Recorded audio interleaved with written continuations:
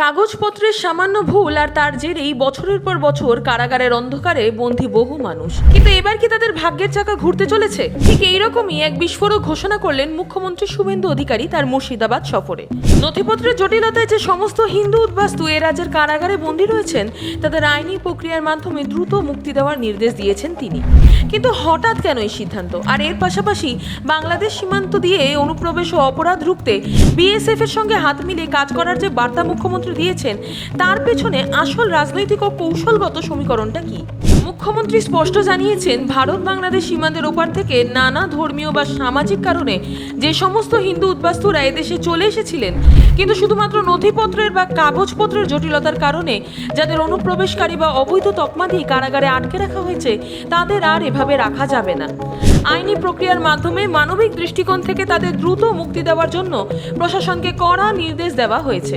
এখন প্রশ্ন হচ্ছে, এটা কি শুধুই মানবিক সিদ্ধান্ত নাকি এর পেছনে রয়েছে কোনো গভীর রাজনৈতিক কৌশল? রাজনৈতিক বিশ্লেষকদের মতে মতুয়া এবং উদ্বাস্তু ভোট ব্যাংক পশ্চিমবঙ্গের রাজনীতিতে সবসময় একটা বড় ফ্যাক্টর। এই সিদ্ধান্তের মাধ্যমে একদিকে যেমন সাধারণ মানুষের সহানুভূতি পাওয়া যাবে, ঠিক অন্যদিকে উদ্বাস্তুদের নাগরিকত্ব ও পুনর্বাসনের দাবিতে সরকারের সদিচ্ছাও প্রমাণিত হবে।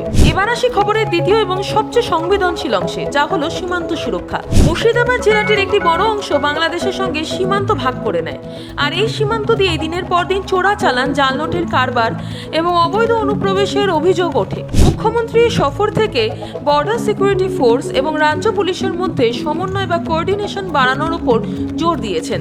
অতীতে আমরা বহুবার দেখেছি সীমান্তে ক্ষমতা বাড়ানো নিয়ে কেন্দ্র ও রাজ্যের মধ্যে টানাপোড়েন চলছে।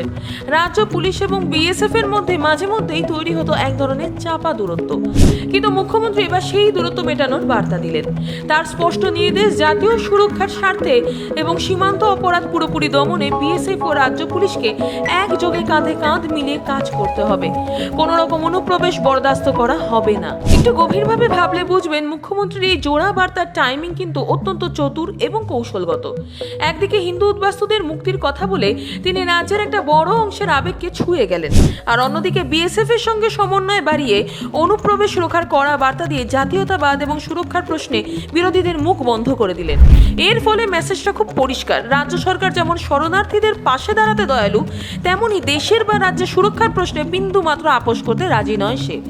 বিশেষ করে মুর্শিদাবাদের মতো সীমান্ত জেলা, যেখানে অনুপ্রবেশের ইস্যুটি সবসময় খুব উত্তপ্ত থাকে, সেখানে দাঁড়িয়ে এই ঘোষণা অত্যন্ত তাৎপর্যপূর্ণ। তবে এই কাজ কি এতটাই সহজ? বাস্তব মাটিতে দাঁড়িয়ে কিন্তু কিছু বড় চ্যালেঞ্জেসও রয়েছে। প্রথমত, আইনি জটিলতা কাটিয়ে কিভাবে এই বন্দী উদ্বাস্তুদের চিহ্নিত করে মুক্তি দেওয়া হবে তার কোনো স্পষ্ট রূপরেখা এখনো সামনে আসেনি। দ্বিতীয়ত, বিএসএফ কেন্দ্রীয় স্বরাষ্ট্র মন্ত্রকের অধীনে কাজ করে, তাই মাঠ পর্যায়ে রাজ্য পুলিশের সঙ্গে তাদের নিখুঁত সমন্বয় কতটা সফলভাবে কার্যকর হয় সেটাই এখন দেখার। মুখ্যমন্ত্রীর এই সিদ্ধান্তকে আপনারা কিভাবে দেখছেন?